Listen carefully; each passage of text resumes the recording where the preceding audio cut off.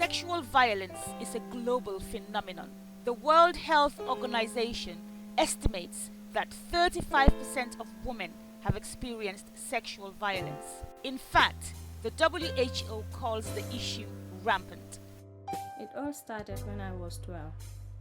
I was living with my aunt. Normally, I go for this evening dawah. Anytime I go for this Quranic recitation in the evening with my ustaz, sometimes he would call me alone and play with me. But I was afraid to tell my aunt what was happening because she was very aggressive towards me. And also as a little girl, I had nobody to talk to. Many things was happening in my life. But I decided to keep it to myself. The ustaz attempted to rape me several times, but it did not happen. But sometimes he would take his fingers and put it in my private bag. It all started when I was 9 years old. I lost my mom when I was 6 months old. According to my family, she was also a victim of sexual abuse, which resulted in her pregnancy. After my birth, she had some complication and passed away. At 6 months, I had to live with another family till I was 9. My foster mother's son sexually abused me at 9. I reported it to our school principal, who picked up the case. We went to the police station and there's this statement they make in Mandinka. So the case was like that and nothing happened. So I moved from that family to another family where I was sexually abused by the man of the house.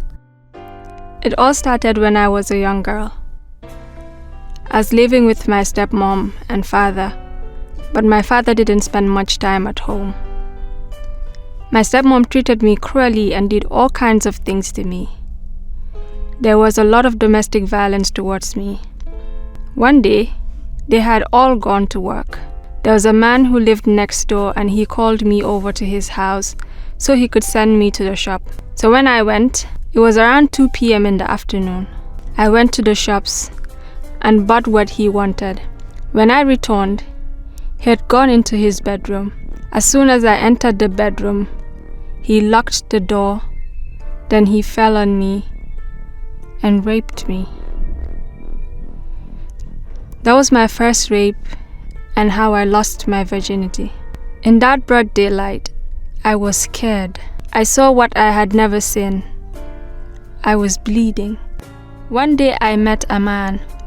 He's one of the biggest politicians in the country at the moment. As a youth member of the political party he was in, one day we were to travel to Dakar. He told me I was one of the people nominated to accompany them to Dakar. You need to come for your air ticket at my house. Prior to this, he had tried many times for me to visit him and failed. On this day, he said, "Come, there's no time. If you don't come for your ticket, you cannot travel." It was hot, around 3 p.m. I walked from my home to his house. When I got to his house, when I drank the water he gave me, I became lost and helpless.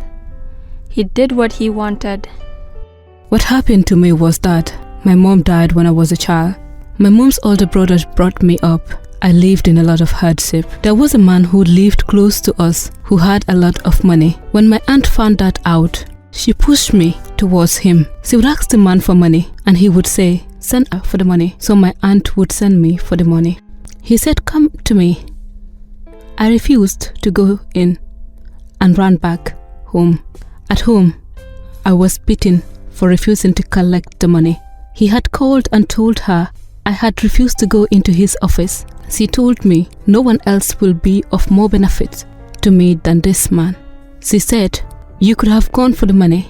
I told her, "When I go for the money, he touched my breast." She said, "What's wrong with that? That's nothing. If he touches your breast, that's nothing. Go and pick up the money." And she beat me. So I went back to collect the money.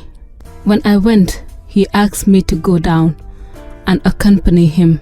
So he went into his car and left. It was around 7 p.m. He took me to a house. He had sex with me and took my virginity. there are so many barriers to reporting cases of sexual violence. So first of all, the stigma, the culture of silence. First of all, there's a lot of denial when it comes to sexual violence and rape. People don't want to accept that it is happening. So people don't want to report, because when you report, there's also the issue of stigma towards you. So people just identify you as a rape victim. That's who you become for the rest of your life. There are so many cases that are unreported. Cases like rape, because we believe in some certain societies or communities, people feel not to report cases of rape. They make them as taboo, and then that of the culture of silence. And so now we start to break the silence. We begin to tell our stories as slow and as painful and as anonymous as they are.